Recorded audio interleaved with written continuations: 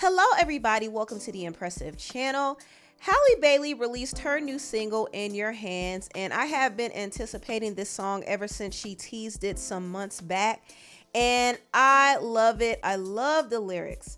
I think Halle Bailey is a great lyricist, and the song is beautiful. It is a ballad. It does have an alternative kind of rock sound to it. And I do like this sound from Halle. I do. I think she does well with this sound. And I'm really actually excited to see newer Black artists make an imprint on alternative and rock music. Artists like Rachel Chinanuri has been making a lot of noise lately. And even Willow has opened up the door, I think, for the new generation of Black female artists to kind of explore rock music today, in my personal opinion. I know Black artists have always had a presence in rock, but I like how Willow has broken down that barrier for the new generation. I love her recent song, Symptom of Life. If you haven't heard it, please check it out. The song is incredible. The melodies, the musical structure from the different breaks to the different rhythms, and the lyricism, I mean, it's just top tier. I love this song. Like, Willow's musical ear is super sharp. She has been consistently giving good music. So if you're into the alternative rock sound, I would say check out Willow's song too. But as far as Halle Bailey's song, In Your Hands, is concerned, I love it.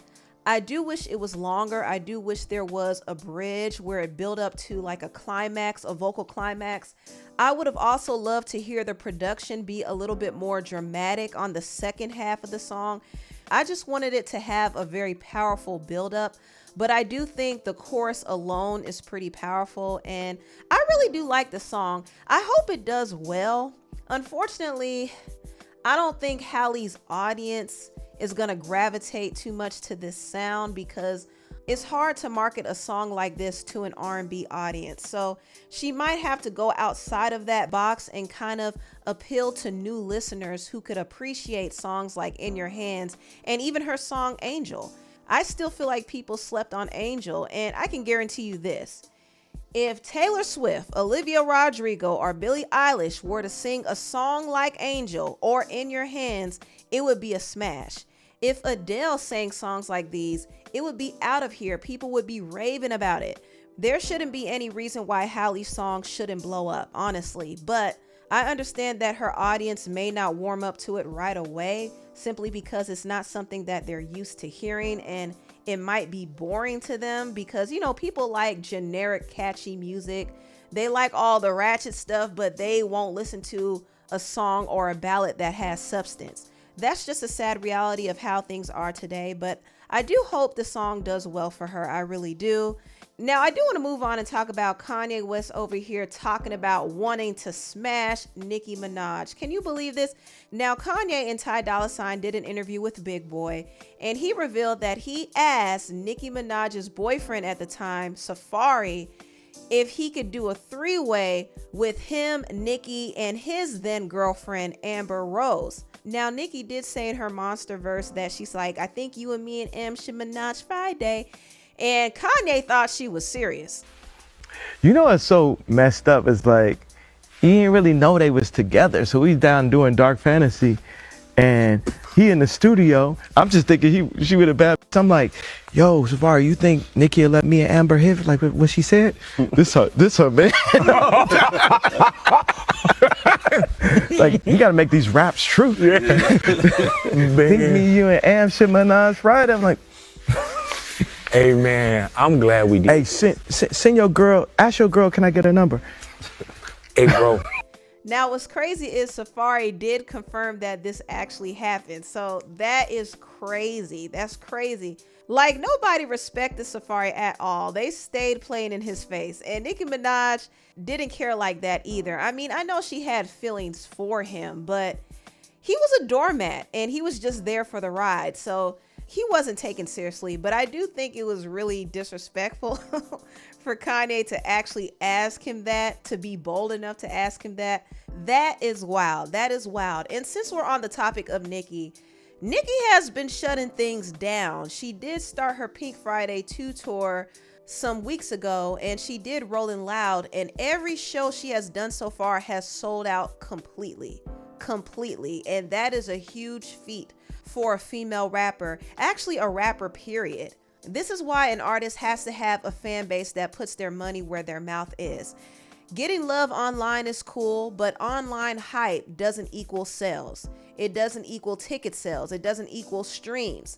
And online hate doesn't mean an artist is canceled either. I mean, look at Kanye West and Nicki. Regardless of how much controversy surrounds them, they still have a fan base that is going to support them. Not everybody can have that, though. It takes a lot of years and work, and you have to consistently give the people what they want. Now, moving on, Saweetie and the rapper YG still seem to be going strong even after the breakup rumors. Saweetie and YG have been dating on the low for a while, but a couple of months back, it was announced by the Shade Room that they did break up, and they said they broke up because they had some conflicts with their scheduling and they both were busy with their careers.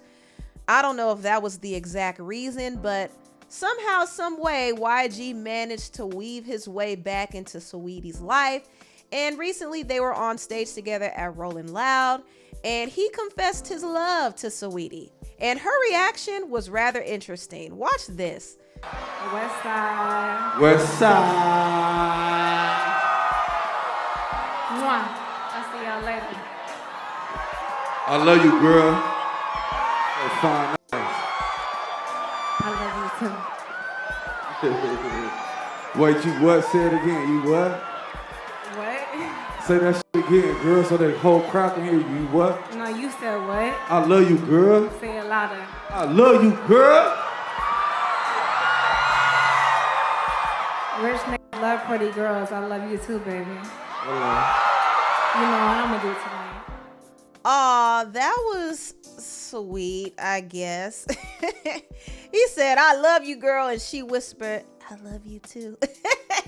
Saweetie don't love that man, but she's there for a good time, not a long time. And YG, he gets sprung easily. His ex-girlfriend Kaylani even said that he was confessing his love to her early in their relationship. Well, with her and YG. Seems YG, like y'all, okay. It seems like y'all love, like that relationship happened fast, and then that y'all loved fast. Was that what happened? You think it was too fast?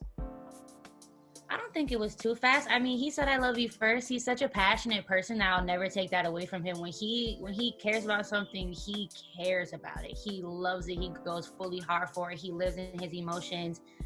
We also have known each other for so long. He was kind of one of the first people ever, when I first got in the music industry, to like shoot their shot. So YG always had his eyes on Kaylani. He fell fast for her just like he fell fast for Saweetie. But he and Kaylani didn't last because he allegedly cheated. And they kind of had a toxic on and off relationship. So it didn't last. And I don't see him and Saweetie lasting either.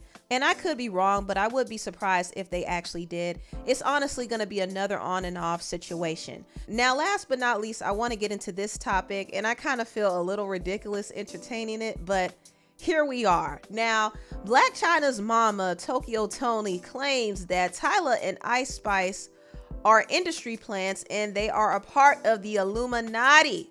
Is that what Ice Spice was trying to do at the Super Bowl? It's not a try. She did. And you know what? And I don't care what nobody say, because I'm always right at the end of the day when it comes to this stuff. Every time.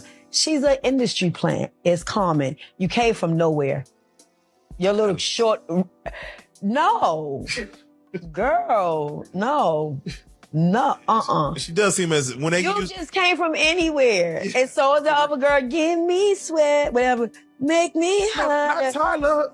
Come on, that sounds like just a little bitty girl who just they wrote some songs for, and damn, not Tyla. Plants. Give her. Watch this. What's this? March, February next year. Cold-blooded freak. Damn. Turned all the way out. Watch. One song gave you a Grammy, but you got people like Angie Stone that been around since I was 10 years old, being a rapper, never got one. Hey. How's that possible? Now, what do y'all think about this?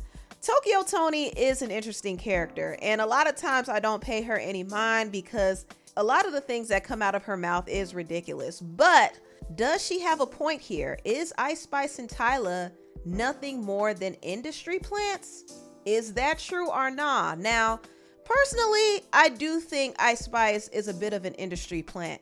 And this is no hate towards her for real, but her rise was definitely quick and suspect. And the same can be said for Tyla, even though Tyla has kind of been around in the South African music scene for a few years. Her rise to success has been pretty fast. And it is interesting that she won a Grammy before releasing an official album. That is interesting. That is worth noting. But, you know, it's no hate towards Tyla and Ice Spice. I do understand that the industry has their choices and their favorites. They pick girls with a certain look because they know that they're more marketable to the masses. But who knows what types of things or rituals they have to do to get that push.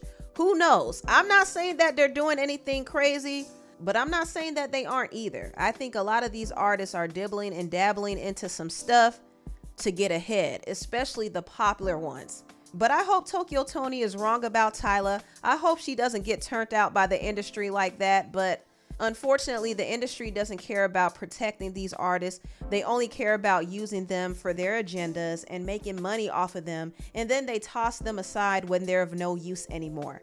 And a lot of times the artists end up suffering. They become depressed. They become hooked on drugs. They get into all types of freaky stuff. I mean, there's a lot that happens and the industry is just like, okay, bye girl. We had our fun with you. We're going to replace you with somebody else. It's really sad. But anyway, tell me what y'all think about this video down below. Please like, comment, and subscribe and share this video if you care. Thank you so much for watching and I'll see you next time. Bye.